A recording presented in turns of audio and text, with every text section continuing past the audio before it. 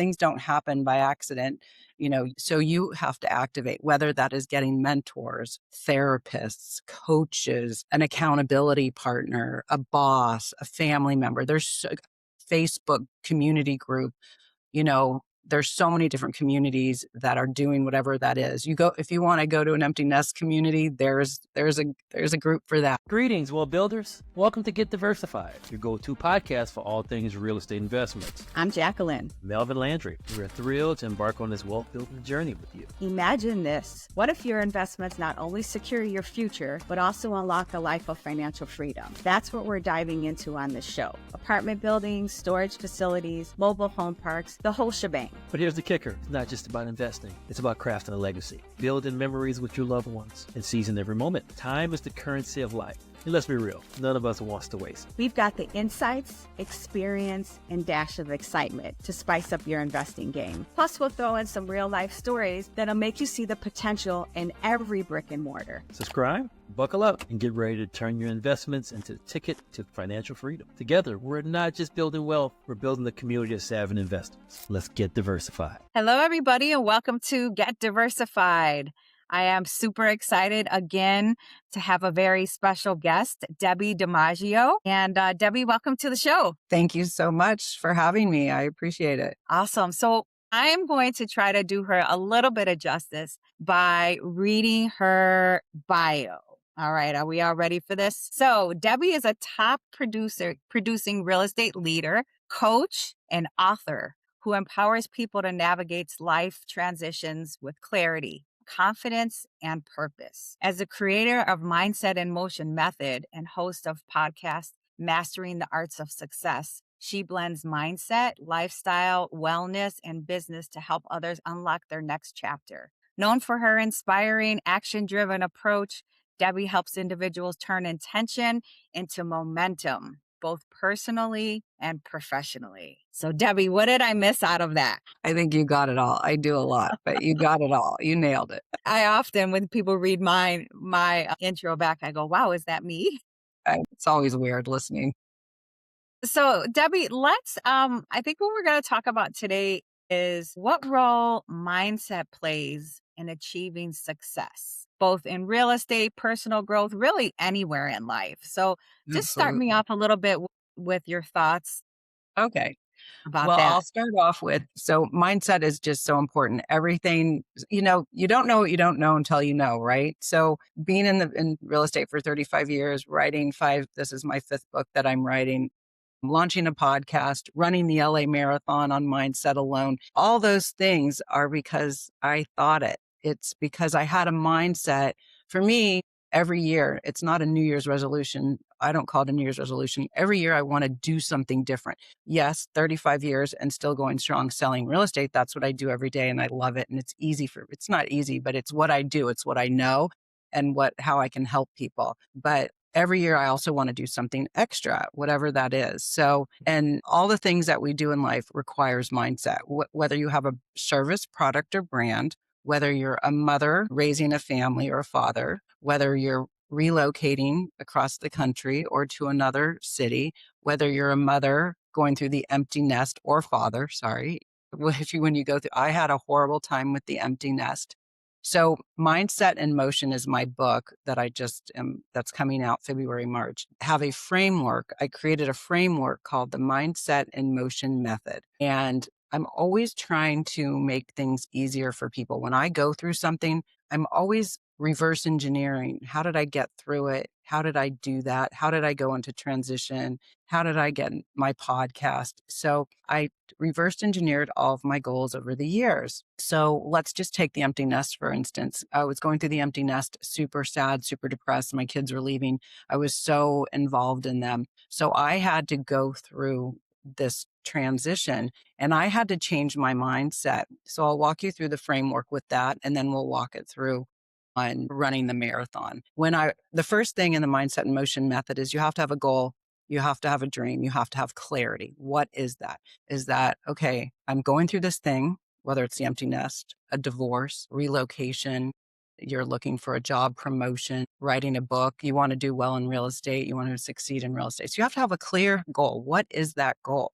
find clarity in that goal. The second thing is you have to believe it. Now, you might not believe it yet, but you have to believe that, okay, this is what I want. I'm going to do it, and just let everything else go. And then you have to internalize it. This is where the work starts. So whether you're journaling, meditating, vision boarding, just really thinking about how and what it is. What's it going to feel like when you get to that goal? How do you want to feel? And just let it out and just kind of think about it. Then you want to share it with supportive people. Before, Mm, I would say share it with people, but then I changed it to mm, supportive people. And that yes. happened when, right? You need to share it with supportive people. There's naysayers, or there's people who just don't want to see you succeed because they're doing what they're doing. Not that you're looking towards them in any way. I believe we do what we do for ourselves, not anyone else. So Yeah. you've got to share it with sort of supportive people so they help you and they believe in you and they're not putting any negative thoughts. You want to surround yourself with that. And if that's a limited number of people, so be it.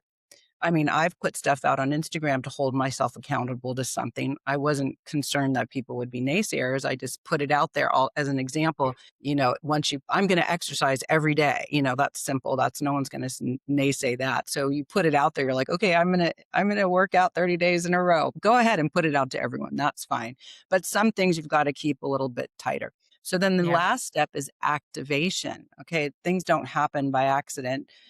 So you have to activate, whether that is getting mentors, therapists, coaches, an accountability partner, a boss, a family member. There's a Facebook community group.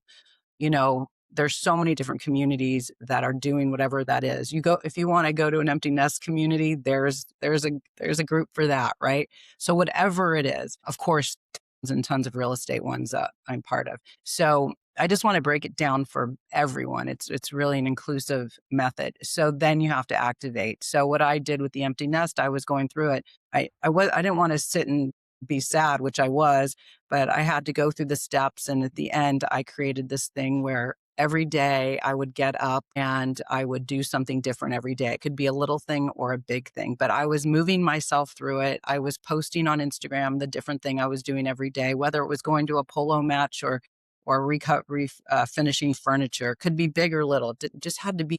I just had to get my mind Good. activated to do something different. And that created all this cool momentum and connection, and it really pulled me through. So you can use this method for actually anything. And before I go on to the next example, do you want to ask a few questions or do you have any Yeah, comments? no, I mean, that's exactly, I never really thought about it as a method, but you outlined it great in what the different steps that you need to take. It's not just like, hey, let me have a positive attitude this morning. And Right, sometimes I'll wake up like that and go, hey, yeah, I'm going to be positive. I'm going to go through this day. I'm going to accomplish what I want to accomplish. And then that's it. It ends right, there. It ends in my mind. And quickly from my mind, I get an email. The email may be unfavorable to the goal I'm trying to achieve. Then immediately my mindset goes to back in the gutter, right? So I love that you mentioned the different steps because I feel that personally I have this where I'm always trying to get into the right mindset framework, but I don't follow through with getting people to acknowledge it and to support it.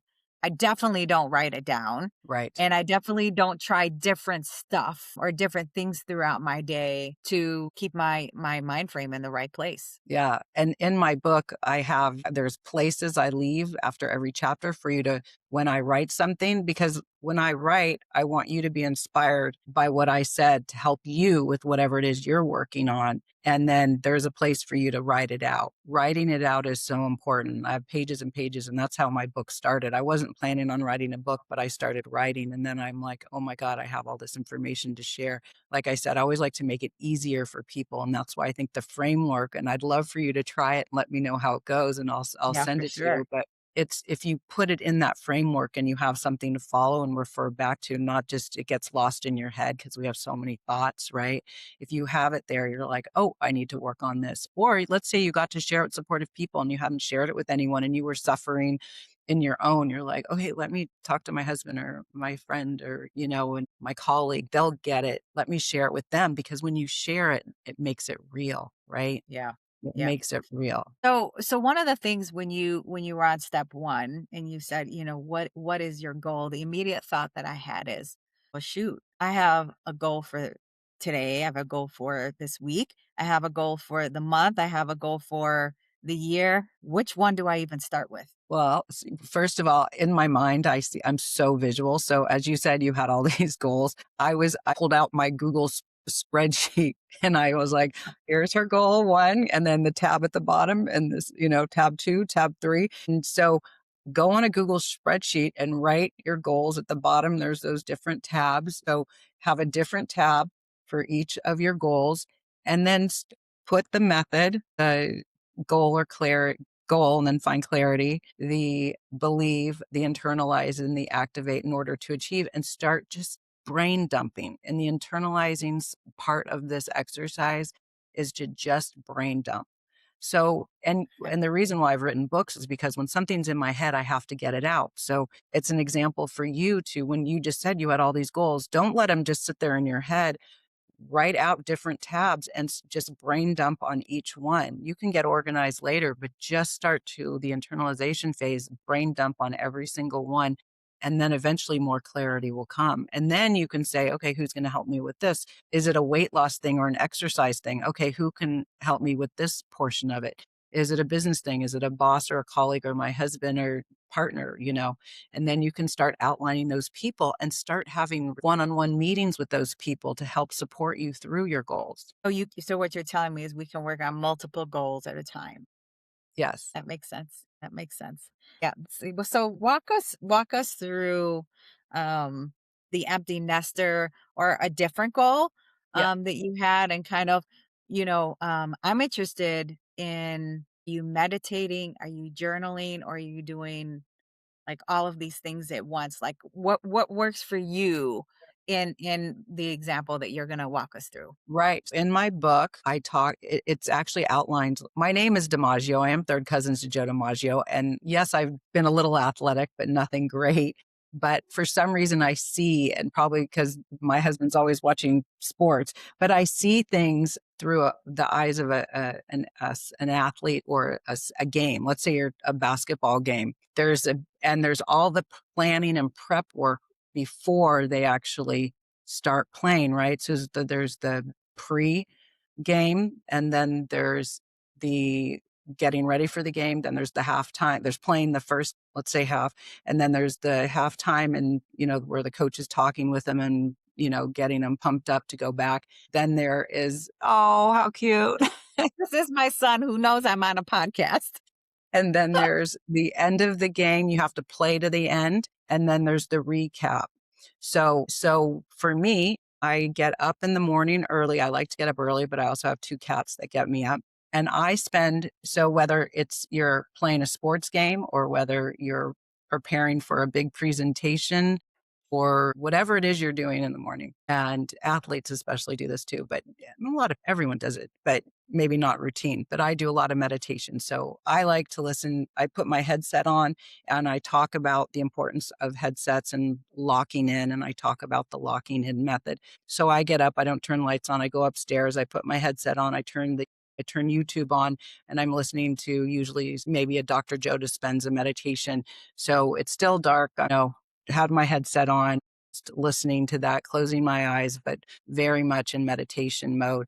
And a lot of times and I try to be calm during that. And a lot of times I'll get inspired. So after that, I'll start to write and just kind of Hmm. download. So I'd say because I get up so early, the first couple hours, I'm kind of in the meditation me time, really focus. I'm not on email. I'm not on Instagram. I'm not doing anything but focused on that. I need to get back to the working out, but that would come next. But I do have a vibration plate, which I love, and that really gets my body going. And it's a good lymphatic drainage. It's also good for bone health and a lot of other things. So they say 10 minutes of the shaker vibration plate is like a 30-minute walk. So it's Yeah. been a little I've cold, not snowy, but I've cold. seen So those. Yeah, I've seen those at the last real estate conference I was, Limitless 2025. There was that plate. I love it. I should get that. So you actually have one.